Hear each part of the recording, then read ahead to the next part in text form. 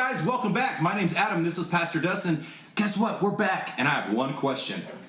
Why is this here? And are you going to sing? Find out this week on Becoming Branches. Come on in.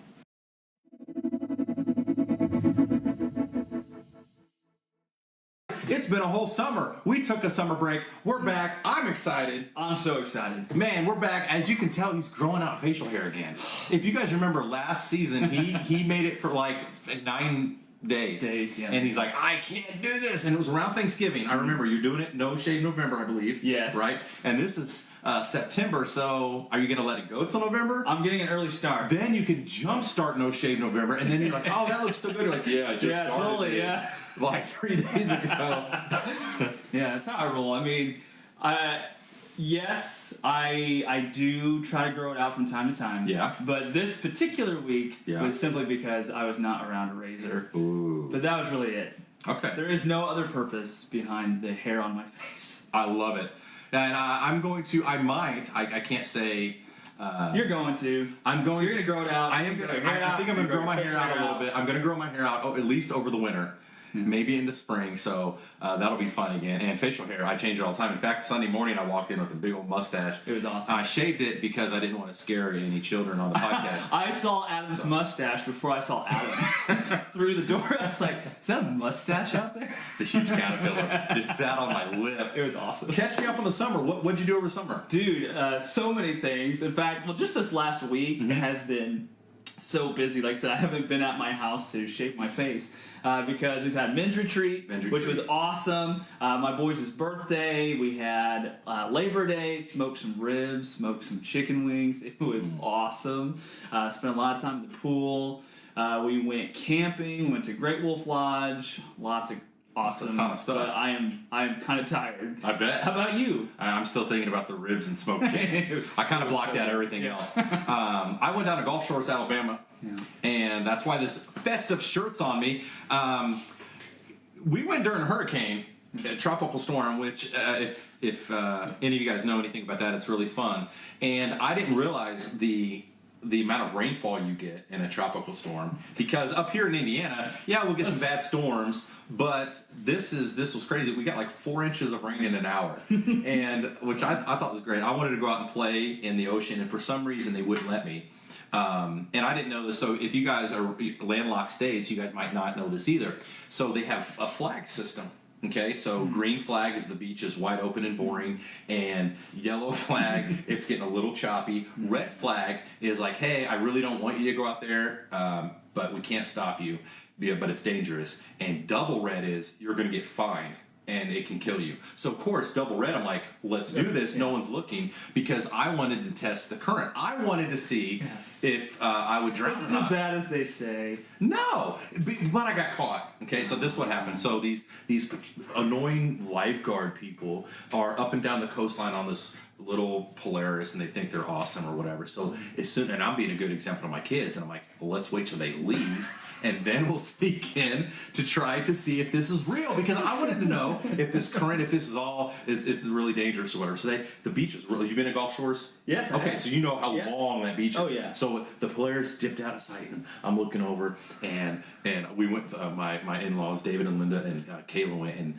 they cannot believe I'm approaching the water. They're like, what are you doing? I'm like, I really want to see. But like, and David, I just gotta know. Yeah, David, my father-in-law, guys, if you don't know David, so a lovely guy, but it's like, Adam, these are the rules. What are you doing? And I'm like, I want to see if this is really dangerous. And of course, guess who's following me? My boys. Now they want to see, and of course, anyway, so I'll speed it up. So we go out, and now we're up to our knees, and you could feel a little pull, but these waves were huge. Some of these waves were massive, and I'm like, I cannot wait. And so we're going out a little further, and then I go back because I got to get sunscreen on. So I'm just putting sunscreen on, and then here comes this patrol guy. I didn't see him in the corner of my eye. I'm like, dang it. So he hops off real official, and my kids are still in the water. And but to be fair, what are those kids doing out there? Yeah, so there's like, a couple families here and there, and there's a few kids sprinkled like ankle deep. So this guy comes right up to me for some reason. Like, there's all these parents, but he came up to me and he's like, "Are any of these your kids in the water?" And I'm like, "No." Kids. What's kids? What are those things? Anyway, so we got told to get out of said water because it was like a $500 fine. So I was a little sad. But I will say that we went in a single red day, and a wave hit me like a grown man punch. It knocked the air out of me, and I loved it. All right. So that's what I did. So, not the whole summer, but that's just recently what I did. Well, all I can picture, though, is as soon as you dip one little pinky toe into the water, like the patrol guy just hits the brakes. He's like, there's a disturbance in the force. He immediately just books it straight to you. Well, he said, he goes, sir, I want you to know that if a sheriff or Gulf Shores police officer comes by, it's a $500 fine. And I said, well, I need to keep a better lookout than I did for you. Yeah. Well, red, what also is represented by red? Communism. That's true. So communism kept you out of the water. That's true. That's true. Communism kept you out. And speaking of communism, you watched the debate. I watched the debate. What did you think of the debate? Yeah. Oh man, it was entertaining. Yeah. It was depressing. Yeah. All at the same time. Yes. So as I can say, there's been a lot that's happened since we've met. There's been 2 presidential debates. Yes. There's been a coup of the Democratic Party. That's true. With a new nominee. That's true. So with 0 votes. 0. This many votes. 0. Guess how many times that's happened in history? Never. Never. And he's a history guy. He can tell you all about it. How is that even possible, first of all? I don't know. And it shouldn't be possible. It should not be possible. But it is. And here's what drove me absolutely bonkers about the debate. And we won't spend a lot of time on the debate because a lot of people they get really heated about it, and I understand. And I don't care. Okay, we're going to keep going. He's one of the pastors, guys. Come on down to Calvary Chapel. We've got to talk about it. If we're not, we should talk about it. That's true. What do they stand for? What do they represent? Right? Because I should be voting as close as I can to a biblical basis. That's right. So we need to be talking about it. So, that's right. So what were your thoughts? Okay, so this is one thing that one of the things was Miss Kamala, or however you say the name, drove me crazy. They asked a direct question, and I know it was very biased. It was 3-on-1. It was. Really was. They asked her a question, and she's like, well, let's just see how we got here. And then she told you a story. Like, we're surrounded by a fireplace in kindergarten. Like, she's like, well, let's just think about how we got here. No, answer the question. Never answer the question. So that drove me crazy. I mean, other than, I think she got under Trump's skin a few times about everyone's leaving your rallies, and that got him mad. That got him mad. Like, that was the one thing that drove me crazy about Trump is not only did he take most of the bait, he took every single piece of bait that she laid out there. I'm like, come on, man. Come on. Yep. I agree. That made me sad. You're right. So a lot of people, I know a lot of friends they don't like Trump. And I get that. He's arrogant. He's done a lot of things that's not great. But what you said, you nailed it. As a Christian, and I am not saying Trump is anywhere in that elevated, I'm not. But out of the 2 parties, it is clear as a Christian which way you have to vote, and that's Donald Trump. And I'm sorry if that makes you mad. Go back to Scripture. Look what she stands for, if you can find it, because she doesn't have any policies. She has 0 policies. Yeah. And you're right. It is, and it's important. And guys, I encourage you to vote. If you're a registered voter, please go out. If you're not, and you're 18, vote. It's very important. Do your research. Pray about it. But it is a big deal. It's coming up November 6th, which is very soon. But it's scary. I think it's scary if she honestly if she takes over. I think it's scary. That's why I'm so thankful that God's on the throne. I'm so thankful that He is sovereign, and so we put our trust in Him. Right? Yes. We don't put our trust in presidents or governments because those will fail. We've seen it through history time and time again. But I like what you said as Christians. So how should Christians vote? First and foremost, we should look at policy, right? Because a candidate can say, I pray to the Lord every night, but if they say, I pray to the Lord that they can take the life of innocent children every single day, then that is not the person I should go for. If I'm already promising you, here are the anti-biblical things I'm going to do, you have to start your vote with that. And I will always vote for life. Until the Democratic Party changes their stance on abortion, I can never in good conscience vote for a candidate from that party. Yeah, and it's extreme abortion too. And I understand killing a life at 20 weeks is still murder. I'm pro-life. I love my children. The thought of killing a baby brings me to tears, and it really makes me mad. Yeah. But when they are voting for 9-month full term, lay the baby aside and let's figure out what to do with it. That's demonic. Yeah. It's demonic. Yeah. And yeah, I totally agree with you on pro-life. And you can't, and your vote means something. So like if you're voting for candidates that represent these policies, like you're going to be held accountable for that. Like it really matters. So really do your research. And once you've gone through policy, then yes, I mean, we should look at the candidate as well. And I agree with you. I don't think Donald Trump is the model of moral conduct or behavior. Yeah. But I start with the policies. Right. This is where it's at. Now, if I have two candidates that have good policies, I think are the most biblical, then I move on to their character. Then I start to weigh those types of things. But right now, it's not even the case because the policies are so... The Democratic policies are so anti-biblical. Right. I don't even have to go much further. Well, the interesting thing, like with RFK, so you've got these lifelong Democrats who back in the 60s, 70s, and 80s were Democrats. And I talked to my dad, obviously, who's a much older generation than me. He talked about Democrats growing up in the 70s, 80s, and 90s, who the Republicans and Democrats were pretty similar. In like a lot That's of why things. America has a two-party system. And then they veered off a little bit. Right, on the core issues, we mainly agree. Right. Hey, freedom's a good thing. Right. Yes, we should have that. But now, it's so far, it's not even, it shouldn't even, I don't even think that you call it the Democratic Party.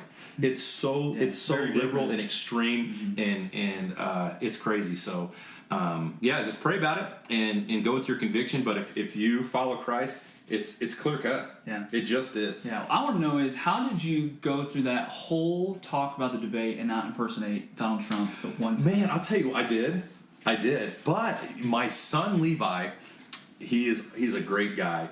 He is a great guy. He is doing an impression of Trump, and his is so good. I stopped doing it. But yours a shame. But I'm proud of it. It's not something like. I don't have that dad complex. It's like, oh, well, he's better than me. No way. I'm like, dude, you're awesome. Yeah. You're better than me. I want to just hear you. And how fun it is. So Gulf Shores, Alabama, which is a red state, thankfully, because he was Trump all over the place. We go into this shop. I can't even say it. A surf shop. There it is. Jeez, words are hard, baby. Man, it's already first episode back. Kicking off, we can't even speak. So they had all these Gulf Shore shirts, and he was kind of like, I guess, But they had this whole wall of Trump about him raising his fist, and he's like, oh my gosh! And he ran. He's 11 years old, by the way. So actually, both my sons ran over there, and they took these shirts that their grandma oh, get a golf shirt, and they're just like. And they got these Trump hats. And no, Fondest youth group was awesome. Do you miss me yet? That one? Yes, yeah. So anyway, so he put on these. He immediately changed. So we went out to dinner, and he's Trump. It's bold red Trump, and he walks in with this confidence, And people are like, "Oh, I love your shirt," And so he's doing the Trump impression, and he's so good at it. In fact, I can't even replicate him doing it because he's that good. So good. But I might put a clip of him. We might put a clip of him on here doing the Trump impression because he's that good. You are the best podcast of all time, and it is better than any podcast, probably because I direct it and I edit it with my own two hands. Have a fantastic day, and vote for me. But yeah, I did a little bit. Yeah. But not when you can't do an impression when you know the other person's better than you. And that's how now. That's why I don't do impressions with you. Well, because I can do good. Some, but his is darn good. So yeah, I did a little bit. Yeah. I did. All right, well, good. So it's a new season. It is new season of Becoming Branches. So as you are looking back on our previous episodes, previous years, what are some of your fondest memories of Becoming Branches? Man, honestly, just the camaraderie with you and growing up as a friend with you. And that's not a cliche answer. That's the truth. Just doing something, serving the church in another way. Yeah. I like doing that. The guests we've had on, just soaking up their wisdom, their comedy. I remember Barry and Angela Brown series was so good. Yeah. In fact, I go back and rewatch those. I think one of the fun things I like is how much more comfortable we are in front of a camera. If you look at the very beginning ones, we're very rigid and, Let's talk about these specific things. And these are the only things that we're going to talk about. Now, I'm more comfortable with that. Yeah, me too. Because I'm the script guy. Me too. Oh, yeah, sure. You never go off tangents. And, I so many times looking back, where Adam's doing his Adam thing, just woo! And I'm just like, I don't know what to say. I'm just going to sit here. Yeah, that's all you can do. Those are fond memories. That's all you can do. Yeah. It can't... What? So, I've been reflecting on all those times, that you have, gone off, done your thing, left me there. So I thought tonight I would turn the tables. Okay. Just a second. Okay. I have no idea what's going on, guys, so you're as shocked as I am right now. So, I wrote you a little ditty. Uh-oh. I'm excited. Are you guys excited? This is going to be like 30 seconds. This is going to be the #1 song on Spotify. I was inspired by all of the times that I was like, I don't know what to do. So, disclaimer. Okay. I practiced a song today, and I have not once gone through it and got it right. So this may be a very big train wreck. No, I love it. I only know a few chords. This is what I got. Here we go. So. Here we go. Here we go. Turn it up. If I had one wish, I already messed it up. Yeah, there it is. I'd slap you with a dead fish. 'Cause when you go off script, it made my heart go bippity bip. Oh man, it's terrible. I know you can see the red on my face when you take the conversation to a bizarre place. Adam, oh Adam, well, I just have to say, Adam, oh Adam, I can't keep up with your pace. When you talk like Donald Trump or Bill Cosby, you make my pants get full of pee. Adam, oh Adam, I'm just kidding, you're pretty cool.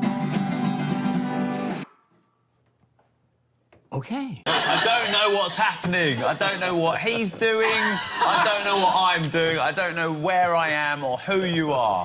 There you go, ladies and gentlemen. There you go. And I don't know how you felt about that. I don't know how you thought I felt about that. But hopefully you could feel how I felt about that through the camera. That was a train wreck, just as I've been practicing. Wow, I've heard a lot of guitars, and there's a lot of wrong notes in there and a lot of wrong words, but it all came out. It's okay. You know why? Because it took courage to do that. A, in front of any other human, and B, in front of a camera on YouTube.